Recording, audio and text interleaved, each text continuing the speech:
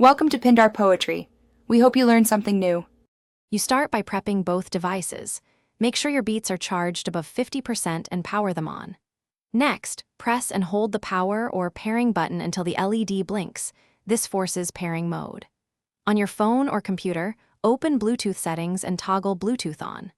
Once done, keep the two devices within 3 to 6 feet and exit other Bluetooth apps to reduce interference. This approach speeds discovery and prevents accidental connections with nearby gadgets. You now pair.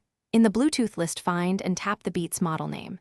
If a PIN appears, enter 0000 or simply accept the pairing request.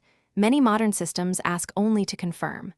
Wait for the status to show connected or watch for a solid LED on the headphones. Then make sure Beats are selected as the audio output in system or app sound settings so media routes correctly.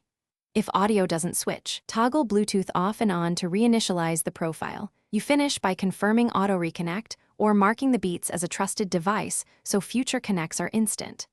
Make sure you update headphone firmware through the official app when available.